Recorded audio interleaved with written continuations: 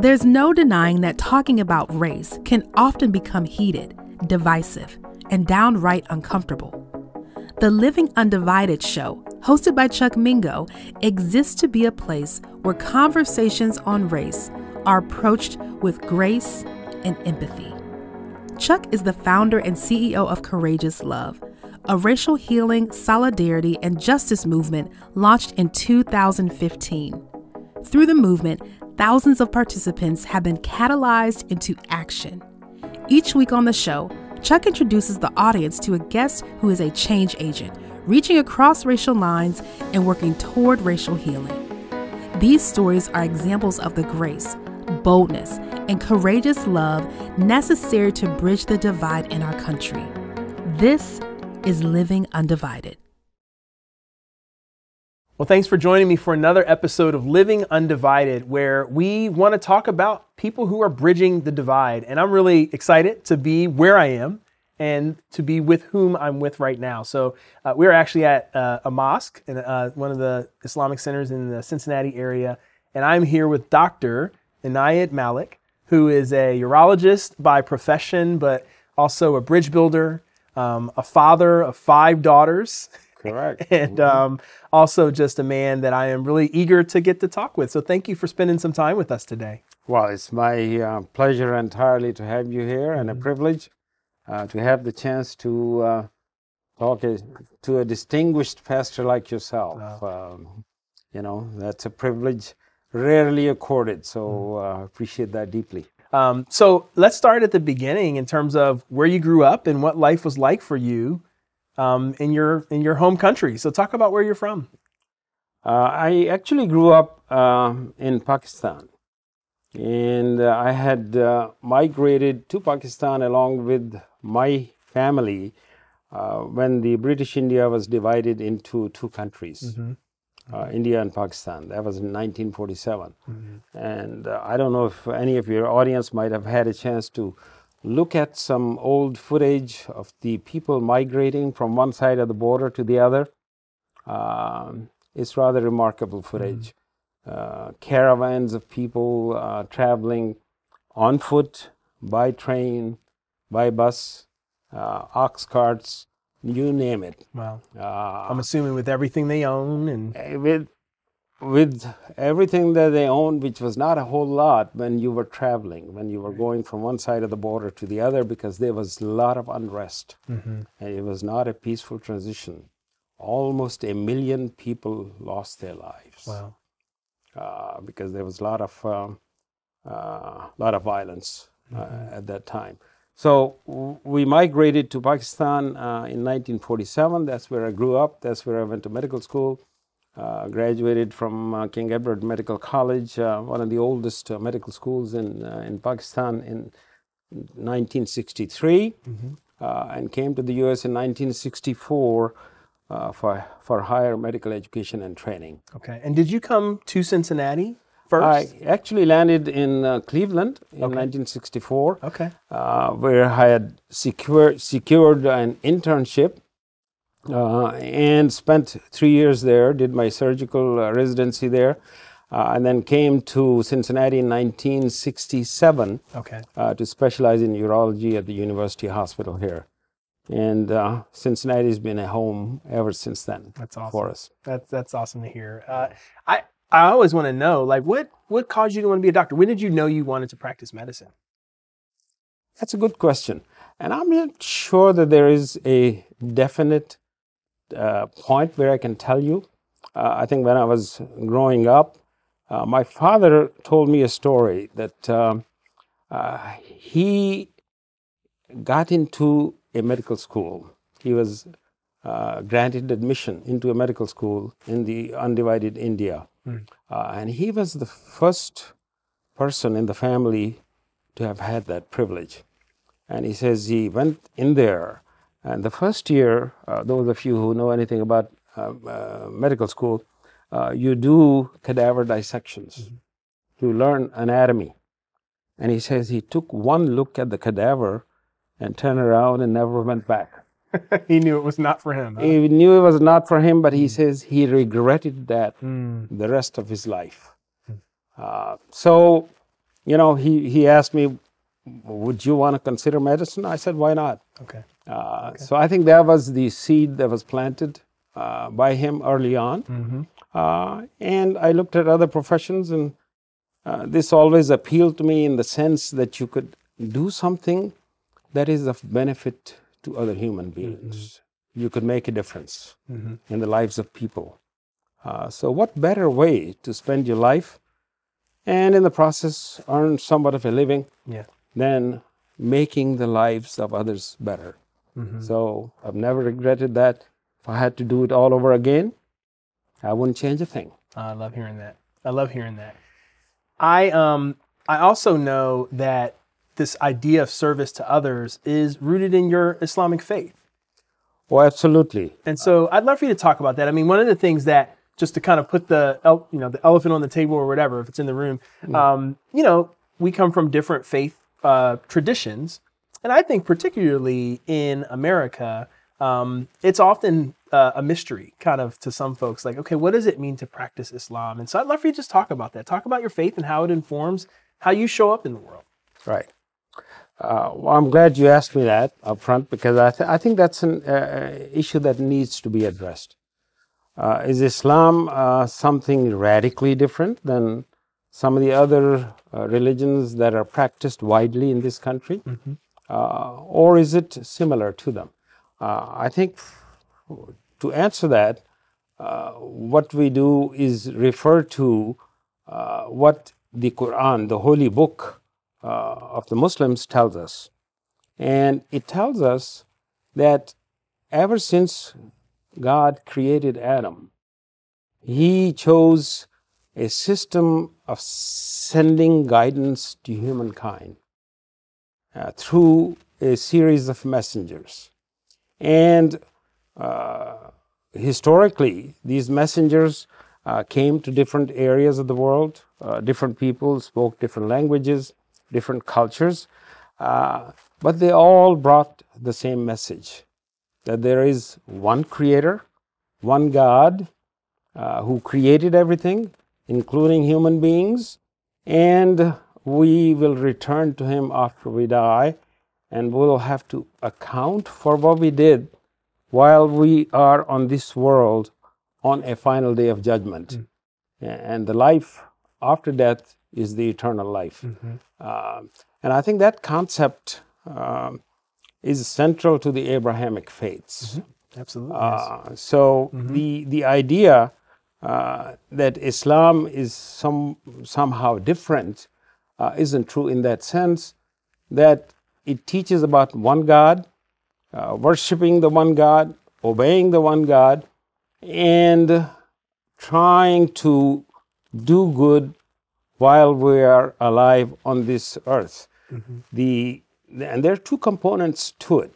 One is, of course, worshiping God, which can be ritualistic, in that in Islam, Muslims are asked to offer 5 daily prayers, where you connect with God, remember Him, be reminded of His presence in your daily life.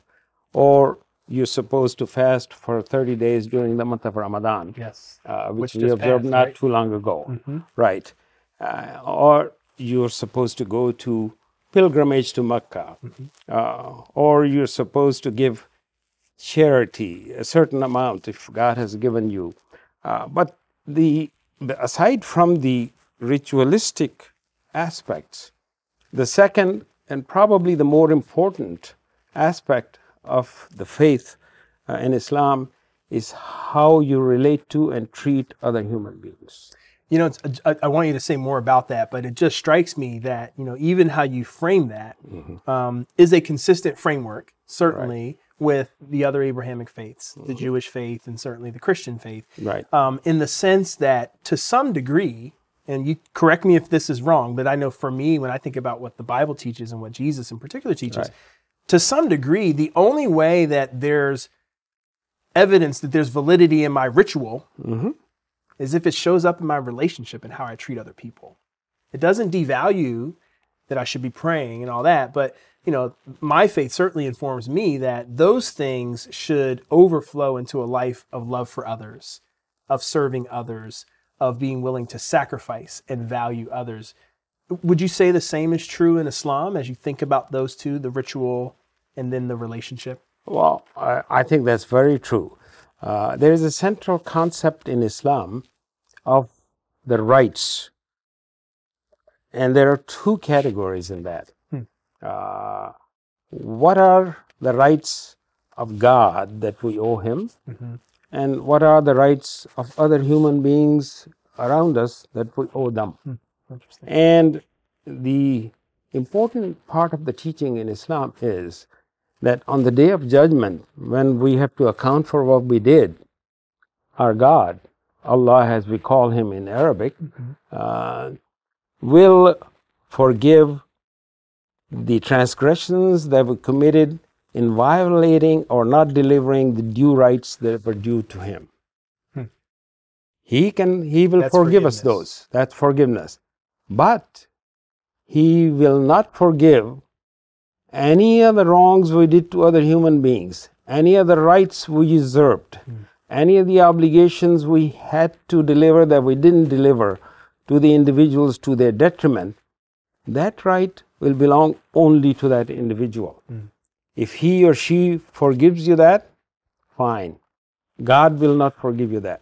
So really, how we treat and relate to other human beings in the concept of the final salvation and our eternal life, or the quality or nature of it, is much more important as to how we relate to other human beings than as to how particular or diligent we are in discharging our obligations to God in a ritualistic manner.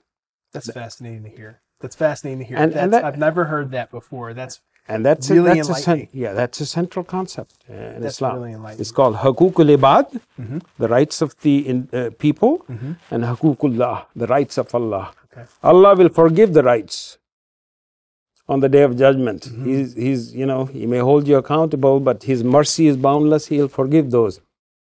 But the Hukukul Ibad, the people's right, only they have to. And if they don't forgive you, all the good deeds that you did on this world will be given to the other individual as a compensation.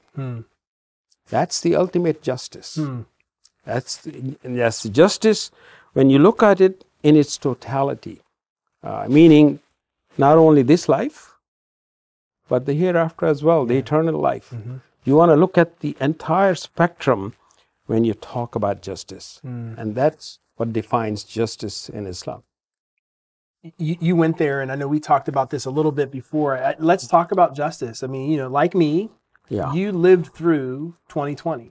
Right. One of the things that I would say is, particularly as we think about the murder of George Floyd, which was just front and center for all of us to see. And I think there's just common, obviously the justice system has also said this, but I think all of us looked at that and said, this is not just.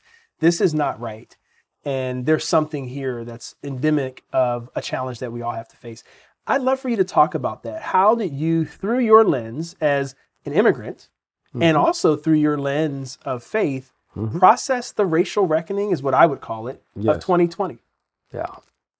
I think it's a deeply disturbing time period.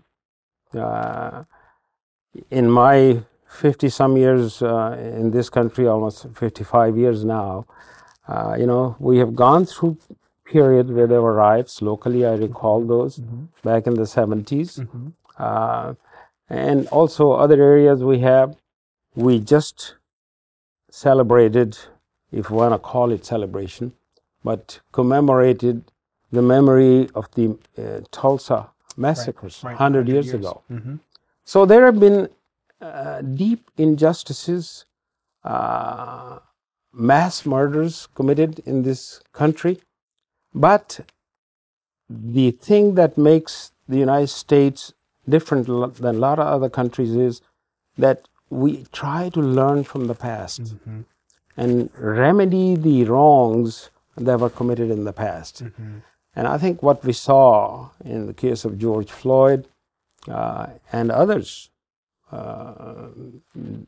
several others in recent past, tell us that we may not have learned as much as we should have, and we got a long ways to go. And the racial divide that was a major source of friction, unrest, violence, suppression of group of people in this country is still well and alive. And I think we all need to acknowledge it, and we need to work to counter it. Because if we don't, you won't have a peaceful country. You can't. When there is no justice, there's no peace. Right. You know, Right. injustice will inevitably lead to violence. And I think that's a lesson we need to learn and take to heart. So it's been a very difficult period, and I don't think we're done with it yet. I don't know where it's going to go, how it's going to be resolved, how it's going to end up. But it's a very important issue. You know, justice. Talking about justice, every Friday, if you go to a mosque, those who understand Arabic, the khatib, the one who gives the Friday sermon. Okay. Friday sermon is Friday prayer, midday prayer is the one that Muslim men are asked to attend. So in a sense, it's an obligatory gathering of Muslim men to listen. So it would be like our Sunday service. Yes, like, it's like your Sunday service. And, you know, towards the end of each of the sermon, the khatib, or the preacher, will recite a segment from the Quran, a verse from the Quran, which says, "Inna Allaha ya'muru bil adli wal ihsan." Indeed, God orders you to enjoin justice, bil adl wal ihsan, and goodness, doing to others better than what's expected. Wow.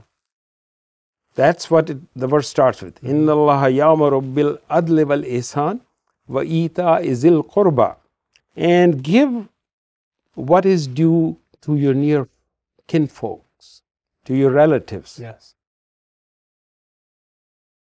Inna Allaha ya'muru bil adli wal ihsan wa ita'i zil qurba wa yanha anil fahsha'i wal munkar, and forbid what is bad and order or enjoin what is good.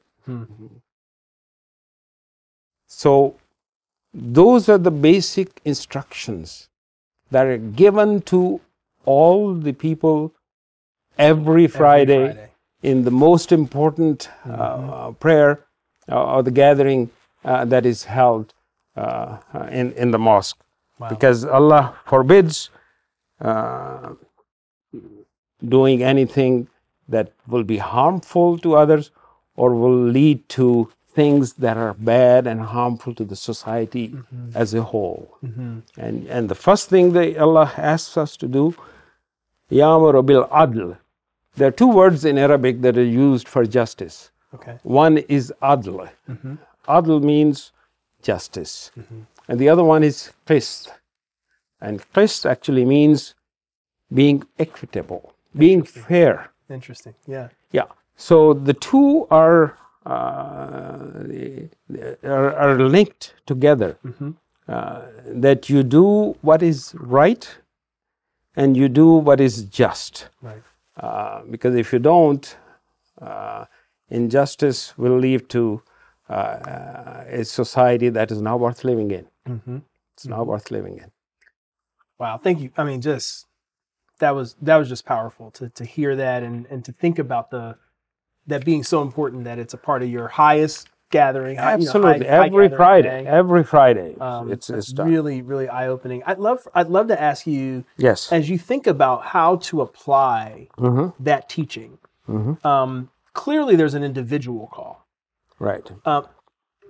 Do you have a perspective on collectively? Yes. How does that show up collectively? All right. Let me address, because I think that's really the main theme when we're talking about as to how we want to be together, where everybody loves each other and we don't have significant grievances. And I think we have to start with the concept that all human beings are equal, you know. And that comes from in my religion, that Allah or God has created you from a single being, that being Adam. And from the same material, He created your mate.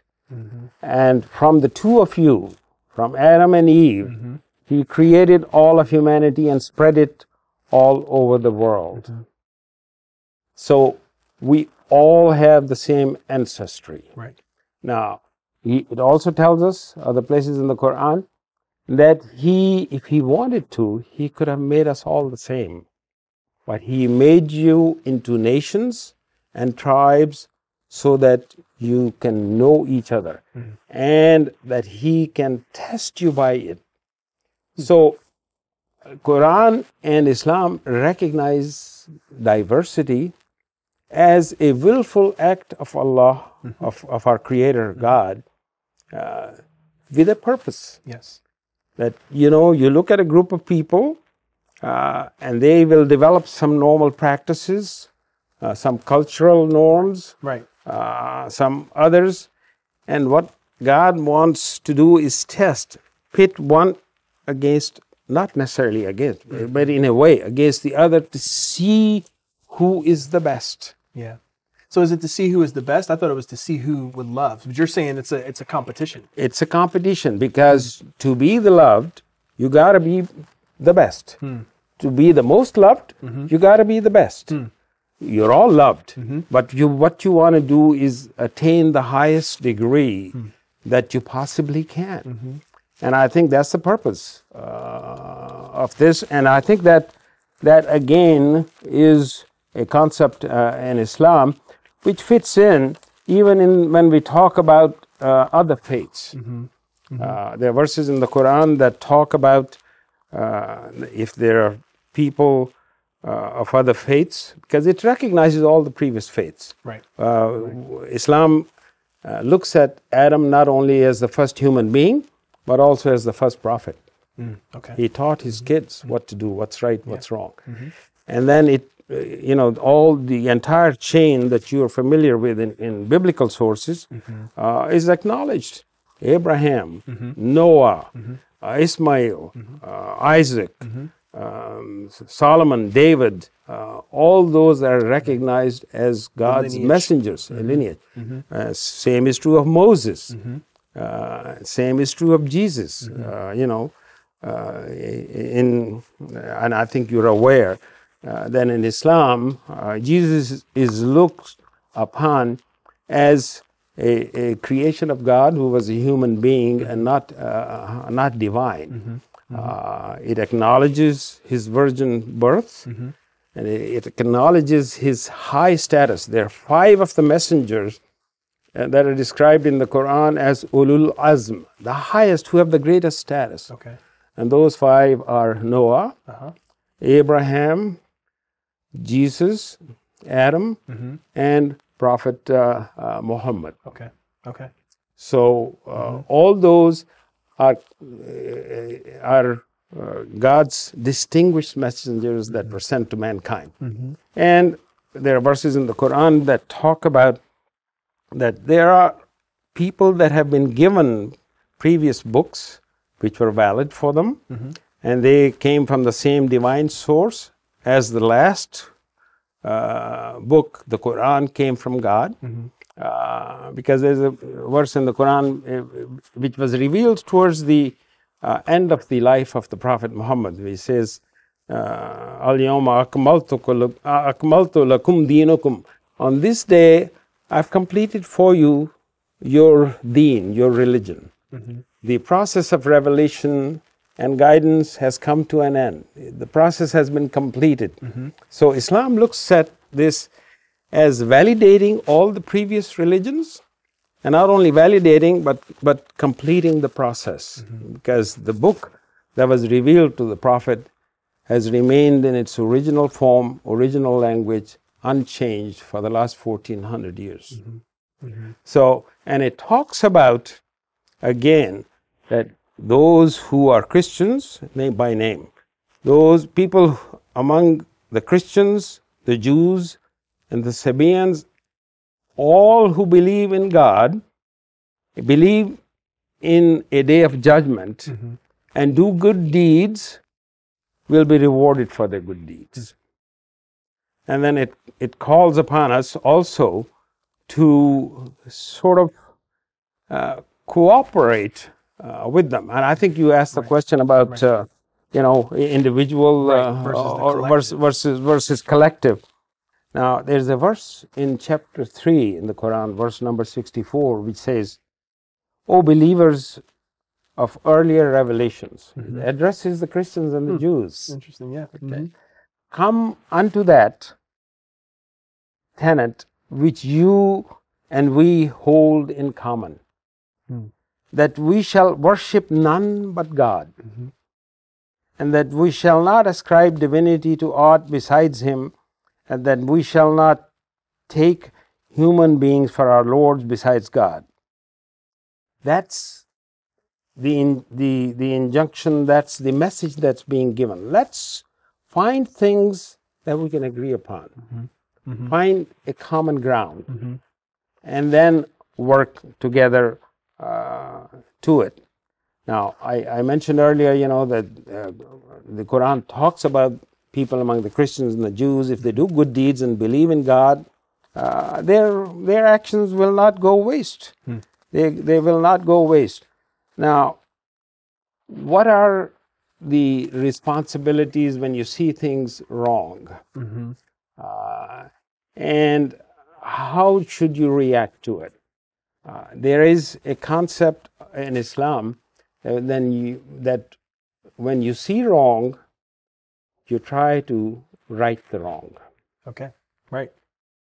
And if you see something, say something. If you see something, or do something. Actually do something. Right, not just actually say something. the exact wording of the saying of the Prophet Muhammad, peace be upon him, is if you see something wrong going on in a society and you have the power to change it, change it. Exercise that power to change it. If you don't have that authority to do it, then speak up against it. Interesting. Okay. And if you don't even do that, because there are certain situations in which you can't speak up, you're not allowed to, or sometimes the harm from speaking up can aggravate the wrong that was already being done. He says, if you can't speak up, then at least in your heart, dislike what you're seeing. Recognize that it's wrong. And he says that's the weakest degree of faith that a person can exhibit. Wow. So that's the individuals. Now, collectively, I think we need to do whatever we need to do as a group of people, because Allah talks about people who are inactive or passive, and people who are active. And there's a verse in the Quran in chapter 4, which I think addresses what we call these days activism. Okay. Trying to do something. Right. Trying to change things, trying to make a difference. And I'll read you the translation. It's verse 95 in chapter 4 of the Quran. He says, such of the believers as remain passive, other than the disabled, they are exempted from it, cannot be deemed equal to those who strive hard in God's cause with their possessions and their lives. Wow. So there's a call to activation. There is a call to engage. There's no doubt about it. And when we talk about the faith and its teachings and what's important, there is a verse in the Quran which is one of my favorite verses actually, because it puts in perspective. That's saying a lot, because you clearly learn and embody what you've been taught. So well, yeah, well, I try to. You know, that's all we can do is try and do the best we can. But it's in chapter 2, verse 177. It says, "It is not righteousness." That's what we want to be. We want to be righteous. Right. You know. Right. Yeah. Absolutely. Yeah. And the Arabic word is bir, which is the highest degree of righteousness. It is not righteousness or true piety that you turn your face towards east or west, meaning ritualistic prayer. Right. That's not what true piety is or true righteousness is. He says the righteousness is, and it lists 10 different things. The first one is believe in God. Second, believe in the last day. Third, believe in the angels. Fourth, the books. It uses the words books. The revelations that came to mankind all through the ages. You believe in all of them. Whether it was Torah, it was Injil, which is the Arabic name for Bible, some of it. And you believe in the prophets, the messengers that were sent. And then it says to spend the wealth out of love for, and it lists 6 different things. On your relatives, orphans, helpless and the poor, a needy traveler, which would cover in these days the refugees. Right. Those who ask for your help in any way, shape, or form, whether it's financial or any other kind of help. And the last thing it lists is, and freeing of human beings from bondage. Wow. Freeing of a slave is where your money should be spent. Is listed specifically in there. And then the 7th category it says is to be steadfast in prayer. That is number 7 after listing all those things. Right. And number 8 is to pay your mandatory alms. 9 it lists you fulfill any promises that you make. And 10th is to be steadfast in times of misfortune, hardship, and in times of peril. Because it recognizes that things aren't going to be smooth all your life. There are going to be times when you're tested. There are going to be times when you're tested, and how you react at those times tells a lot about what you are. It tells a lot about whether you really have the piety in you, whether you show the patience to put up with it and still stay true to your God, to your Creator. You talk about common ground, and what strikes me in that is, I think the first 6 things that you listed were belief. Yes. And then there were actions. And I think that is absolutely consistent with the Christian faith, which is our faith, our beliefs are what shows up in our actions. Absolutely. And so where there's an issue in action, it always goes back to an issue with belief or unbelief. Right. And I also think you mentioned the orphan, the poor, right, the stranger, and I don't know if you said widow specifically, but that in Christian language we talk about that as the quartet of the vulnerable. Okay, yeah, that the quartet of the vulnerable, and I mean those orphans, you're helpless, whatever. All of that is a space where God is always calling us to engage. So to go back to the injustice conversation, to the degree that there is not justice for people who are vulnerable, we would agree, common ground, we're called to engage. We're called to be active in that space. So I want to thank you for just bringing that to light and talking about how that plays out. And specifically, we're in a space, and you've been a part of this for a long time, where that is lived out. So talk a bit about how the Islamic Center does justice, how you do that for people within the Muslim community, but then also beyond. Yes. Well, I think the Islamic Center here gives recognition to an important segment of the local community, the way I feel, because it stands for something, and what it stands for is equality of all human beings. We keep our doors open to each and every Muslim, regardless of their color, ethnicity, language, whatever. Talking about color. Yeah, I was going to say I can speak to that because I've been here for prayers. Yes. It's a very diverse gathering. Very diverse. There are people of all kinds of walks of life, color, obviously nationalities. It's a very diverse gathering here. You know, one of the closest associates of the Prophet Muhammad was a person named Bilal, who was a slave from Abyssinia. And he was one of the first persons who accepted the message of Islam.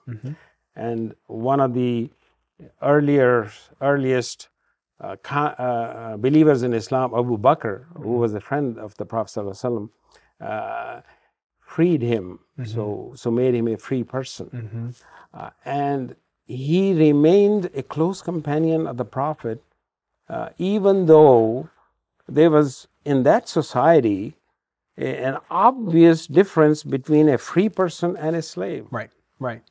But the fact that he was from an African nation, brought there as a slave, freed up, didn't make one iota of difference. Right. And he made him the person who gave the call for prayer. Interesting. From Mecca, from the holiest shrine in Islam. He was the person, as long as he was alive, he gave the call to prayer. So he was elevating him. He was elevating. That's clearly that would be elevated. Elevation. Right. That's an elevated status to him. Right. Not only that, the only son that the Prophet adopted, his own sons died in their infancy. He had daughters that lived, but sons died. Was a person named Zayd, who was black. Interesting. So, he cut the root of racism right at the very foundation of Islam, at the founding of Islam. And I think people like, Malcolm X, when he went to Mecca for Hajj, for the pilgrimage, recognized that and saw that. Changed his whole view of Islam. Islam. He says, I saw the whitest of white people come and sit down and talk to me. And their whiteness didn't show at all, and my blackness didn't show at all. Because we're all creation of God, and His diversity is for a purpose. It is not to serve as an instrument of oppression. I like that, and that's what it is used for at times, which is extremely unfortunate, and is still being used in that sense. Yeah, I mean, and that's I would call that fallen, broken humanity, where we can take a good thing and use it as a tool of oppression or a tool of separation outside of the character of the God who made us. Right. And I think when you talk about justice, you're also not talking about race, ethnicity, or culture. You're also talking about men and women. Absolutely. And sometimes there are misconceptions. Inabilities. You talked about even like there are so many vectors, call it, right? Absolutely. In ways that we're called to do justice. And we need to be conscious of those and make accommodations. We here you will see women come in and pray in the masjid. Nobody stops them. Right. They're not oppressed. There are a lot of stereotypes and misconceptions in Islam, and one of the ideas, one of the reasons for us to be here and to be as open as we are and invite people to come in is to dispel some of those misconceptions and stereotypes, and to be an active part of the society. Because being a Muslim, you have to be involved. Yes. Because the two orders that are given to you are, if you see something wrong, try to change it, and try to introduce, if you have the ability, something good. Yeah. And you can do those two things only if you are an active participant. You have to be engaged. You can't be set apart. You can't be set apart. That's really good. So we've had a policy of an open door from the day that we opened the doors to our center. We held our first open house the day we opened the doors. And we've had an open house here first Saturday of the month, every month since then. Yeah.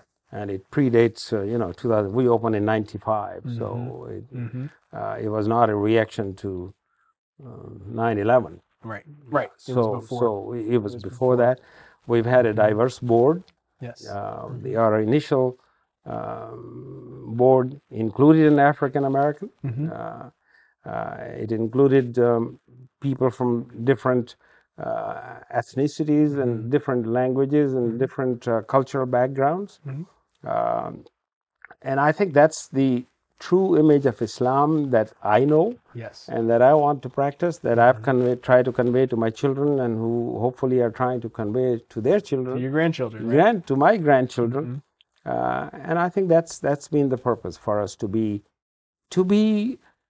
I don't want to use the word integrated into the society, because sometimes that conveys a different meaning. Or assimilated into the society. Right. That's not what you want to be. Right. You know. Right. There are things about your culture and even your faith that are distinct and should remain distinct. I don't think you want to be in this. I think, salads are beautiful. They have different colors, different shades, and there's nothing wrong with that. So I think it complements that, and we want to convey that sense, and that's been one of the aside from providing a space for the religious needs of the community, right? Burial and marriages and all kinds of stuff, right? Celebrations, all those events are held here. People are brought together. There's a sense of community that's being developed.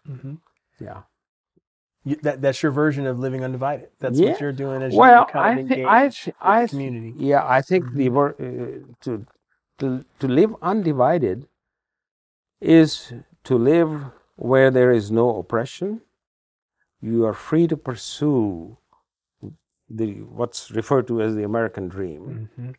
Not only are you free to pursue, but you are facilitated to pursue that. That's it. Because you have to recognize some of the things that have been done wrong in the past. And when you say, well, you're free to do whatever you want to do, pursue whatever, there are handicaps that were developed as a result of what happened in the past that prevents people from pursuing that dream. And I think we have to recognize those and rectify those. If not, it is not justice. Because, the opposite of justice in Islam is called zulm. Okay. Zulm actually relates linguistically to darkness. So justice in the eyes of Islam is a state of illumination. Okay. Enlightenment. Okay. And the opposite. And zulm is darkness.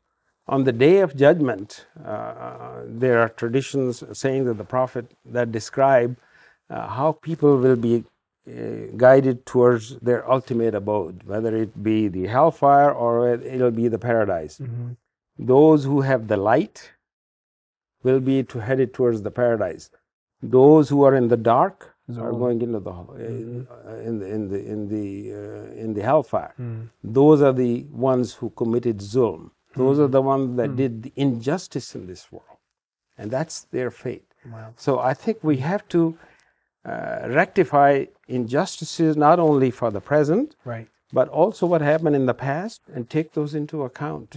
And I like your word, facilitate. So it isn't to give people an unfair advantage. No. But it is to recognize the disadvantages and facilitate opportunity. Absolutely. That wasn't there before, with the knowledge of what the past has been. I just want to thank you so much for just such an enlightening conversation. It's been really helpful for me to hear you contextualize this journey of justice in the context of Islam, and how it shapes your faith and how it comes from your faith.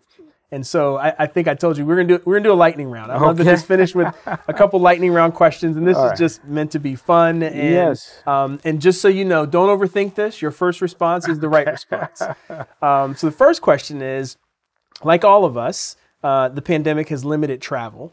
And so if you were jumping on a plane today, where would you want to go visit? Well, I think I'll probably, I grew up in Pakistan, and we've been going back there frequently to keep in touch. And the last 2.5 years, we've not been able to do that. I think if I had a chance to, a pandemic was not an issue, I would like to do that. And we have some other causes there we support, and I would like to pursue those. And so I think that would be a great opportunity if I could. So you go to Pakistan. Yes, that's where I you would. go. All right. I also know that you fancy yourself, or used to be, a pretty good tennis player. I don't know if I call that pretty good myself, but yeah, I enjoyed playing tennis. Okay. So here's my lightning round question around tennis. Mm-hmm. Who's your favorite tennis player right now, and why? Rafael Nadal. Okay. Yeah. And what is it that you like about him? He's a fierce competitor, never gives up, and he's always pleasant. He doesn't show a very high or a very low. He's sort of within himself, and he's usually has a smile on his face, which is always good to see on people. That's great. Yes. Great. All right. Yeah. Next lightning round question. You were a urologist. Yes. So is it true, or is it not true, that men like to schedule vasectomies in March so they can have the first round of March Madness off with a doctor's note? Oh, my God. Oh, wow. No, I think this is, somebody just made that up to show how clever they are and how observant they are. I don't think there's any truth whatsoever. That didn't happen in your practice? No, it certainly didn't happen in my practice. Vasectomies might be helpful when there are blackouts, but that's not March Madness. That's right. That's not March Madness. That's good. All right. Final lightning round question. In a sentence, what does it mean for you to live undivided?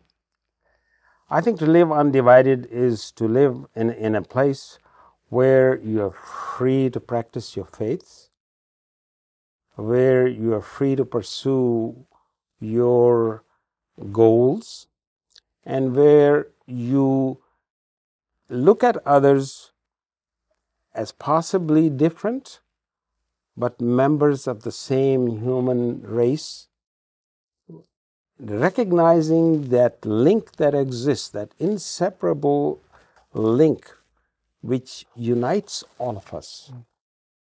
I think to recognize the humanity in the other person, regardless of their skin color, regardless of their language, regardless of whether they wear a head cover or a hijab or an abaya, regardless of whether they have curly hair or long hair or short hair, to recognize the humanity and value it, accord it the appropriate value to their humanness, is the only way to live in an undivided environment. Well, Dr. Malik, as we would say in the black church I grew up in, I'll say amen to that. Thank you so much. And thank you so much for reminding us that, at the end of the day, the opportunity we have is to see the common humanity in each other. Thanks for being with me today. Oh, absolutely. My pleasure. Thank you for being here. It's been a privilege.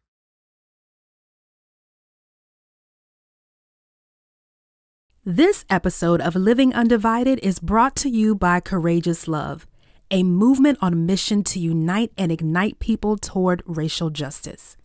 The show is produced in Cincinnati, Ohio.